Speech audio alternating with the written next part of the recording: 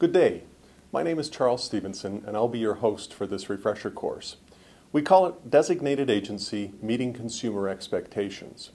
You'll find the course broken into 3 sections, the first of which is an overview of agency relationships, the second and third of which will delve deeper specifically into designated agency, the practice of designated agency, and some of the differences between designated agency practice and common law agency practice.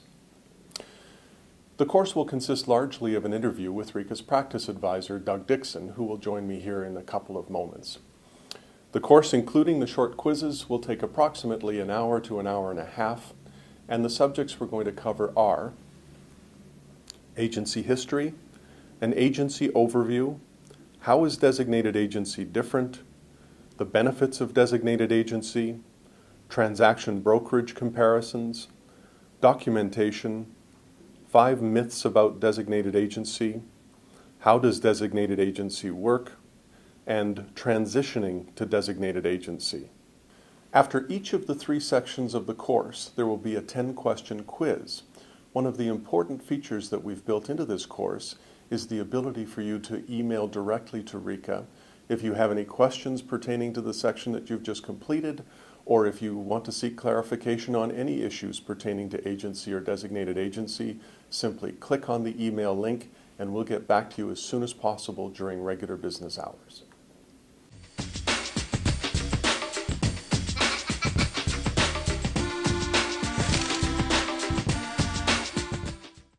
Welcome back, everyone. I'm joined now by Doug Dixon, RECA's practice advisor. Welcome, Doug. We sure appreciate you spending some time with us discussing designated agency. Thanks, Charles. I'm pleased to take part. So let me start with the why. Why is it that designated agency is being offered as an alternative to the traditional common law agency model in Alberta? Well, the name of this course really says it all. It describes the why. Who does a typical buyer or seller thinks represents them when they're working on a real estate transaction to buy or sell real estate? They believe it is the agent they are working with more so than the brokerage. When a buyer or seller introduces or refers to an industry professional they are working with, how do they introduce him or her? They usually say, "This is my agent." In fact, when RECA was carrying out consumer focus groups, questions were asked to gauge consumers' understanding of relationships, and most consumers thought their relationship was with the individual industry professional. Unfortunately, it is not only consumers that are confused. Many industry professionals are not clear on their relationship with consumers. In the common law, when a consumer engages a brokerage to provide services, the brokerage is the agent for the buyer or seller, and all industry professionals registered with that brokerage represent that buyer or seller. Not only do they represent them, they are all expected to have the same knowledge of the buyer or seller's needs. In the case of a seller, all those industry professionals are expected to have the same knowledge about the seller's property. Is that what takes place in the real world? No. As I just said, the consumer believes they have a relationship with the individual industry professional with whom they're working. Designated agency is a way to align what consumers think is taking place with the practice of the brokerage and its industry professionals. Of course. So for the benefit of our viewers, maybe it would be a good idea to take us through how agency has evolved here, the background on agency to this point. For the first 60 plus years of the real estate industry in Canada, agency was based on the listing brokerage having an agency relationship with the seller, and all other brokerages working with buyers were considered to be subagents of the listing brokerage. This was partially based on the belief that if it was the seller paying the commission, then all agency and obligations should be to the seller. Buyers were unrepresented from an agency point of view. They were customers. In the mid-1990s, a new concept was introduced where it was assumed a brokerage working with a buyer was the representative of the buyer. When more than one brokerage was involved in a sale, one represented the seller, the other the buyer. This was called assumed buyer agency. Along with assumed buyer agency came a new concept called dual agency, which transitioned later to dual agency with limitations. It was designed to deal with a conflict of interest when a brokerage was representing both the buyer and the seller in the same transaction. This concept is now known as transaction brokerage in Alberta. The way most industry professionals practice on a daily basis and how they interact with consumers basically mirrors the practice of designated agency. Of course. So why don't you take us now through some of the principles involved in agency? Agency is a relationship when two parties agree that one party will act on behalf of the other party. A client is a person who has entered into a service agreement with an industry professional. A customer is a person who has contacted but not engaged or employed a real estate brokerage to provide services. That is, the person has not entered into a service agreement with the brokerage. Doug, could you explain what an industry professional does differently when representing a client versus a customer? This chart shows how the obligations to a client are at a much higher level than those to a customer. Essentially, a customer is entitled to the industry professional exercising reasonable care and skill, as well as ensuring honesty. The customer can also be provided with general information and limited functions, but no advice or representation. A client, on the other hand, is entitled to a full range of general and fiduciary obligations. The industry professional is an agent of the client and provides representation and advice. So to be clear, what you're saying is not everyone is a client of the brokerage. Not only is everyone not a client, there are many situations when it is inappropriate for a buyer or seller to be a client. Some examples would be a buyer or seller when you, a family member, or a business partner are a party to the transaction. Buyers when you represent a seller on many transactions, such as a builder or condo developer. Buyers when you represent a seller who is elderly or a person who is not fluent in English.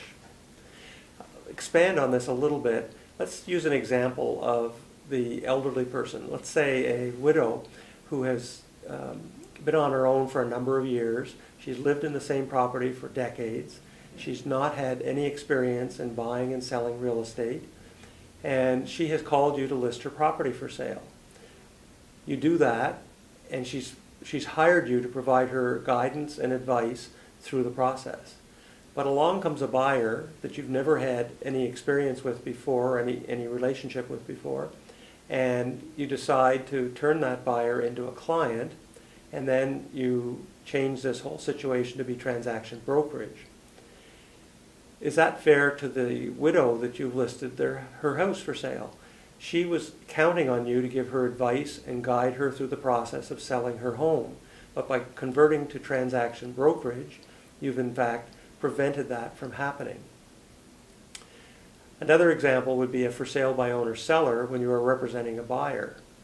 In that situation, is it appropriate if you're out showing a buyer client properties and come across a for sale by owner that you should talk to that seller and list their property for sale in order to show it to your buyer client?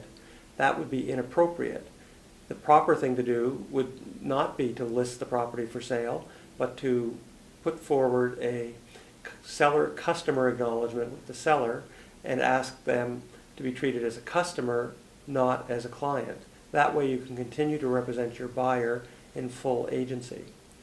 So a reminder, you should never list the property for sale of a for sale by owner when representing a buyer client. Another last example, buyers that you meet at an open house and with whom you've had no previous relationship and you are representing the seller. Real estate is an interesting business when it comes to relationships. I call it the hug factor. What I mean is the tendency for most real estate professionals to want to hug everyone they come into contact with and call them a client. This has led to many instances where a client relationship was created when it should not have been. So tell me, Doug, how does an agency relationship get created with a client? This can happen two different ways. The most common is called express agreement, where the client agrees to have the industry member act as agent for the client, and this can take place verbally or in writing. The second way is if the actions of the parties implies that there is an agency relationship. If the industry professional carries out the actions of an agent and the client seeks advice or shares confidential information, even though there has never been a discussion or written agreement establishing agency, it is implied that there is an agency relationship. Excellent. So why don't you explain the core principles of representation in sole agency? The relationship of an industry professional to a client in sole agency is one where the industry professional represents the client only, provides information advice, and guides the client through the process.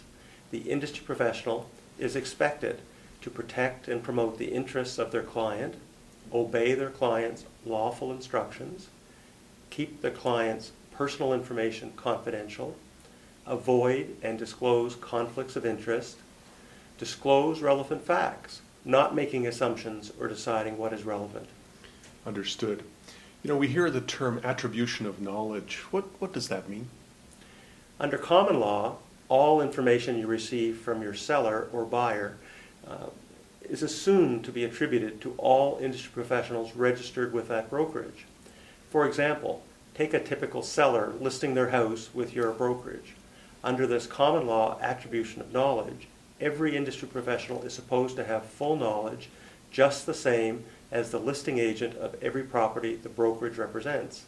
So technically, if a seller has had discussions with the listing agent about issues or defects concerning the property, every industry professional at that brokerage is also expected to have that same knowledge. As you know, from a practical point of view, and also from your knowledge of day-to-day practice in the industry, this does not happen. So would you have any examples of attribution of knowledge gone bad? A really good example of complications caused by attribution of knowledge was a case that happened, a real-life case that happened a number of years ago, whereby a brokerage listed a property for sale, and they had an offer on the property, and when the due diligence was taking place on that sale, the buyer became aware of a water problem, and there was a wooden foundation that caused some issues as well. And it was quite a serious problem, and that sale collapsed. The seller did not want the brokerage to disclose this information to any other buyers, so the brokerage refused to continue listing the property for sale. So they withdrew from the listing. Over time, the seller ended up offering their property for sale through private for sale, and it was on the market for some time. Well, just by chance, along came a brand new salesperson working for the same brokerage that had listed the property for sale, but who did not work there when they had that property listed. This salesperson was working with a buyer and ended up showing the for sale by owner property to their buyer, who was quite excited about the property because it offered some features such as a view that they really liked. Well, in the negotiations that took place with the seller, there were no conditions allowed or agreed to, so the buyer was locked into buying the property without the usual protections. But once they took ownership of the property, they discovered the serious problem with the water issue and the wooden foundation, and a legal suit ensued. Well, the bottom line at the end of the day was the court found that the brokerage was responsible under attribution of knowledge because the brokerage knew about these problems and would have been expected to inform the buyer of the issue, even though the actual person dealing with the buyer did not even work for the brokerage at that time. So that is probably one of the best examples of how attribution of knowledge can cause serious complications in a transaction and for the business of a brokerage. So Doug, how does a brokerage represent both a seller and a buyer in the same transaction?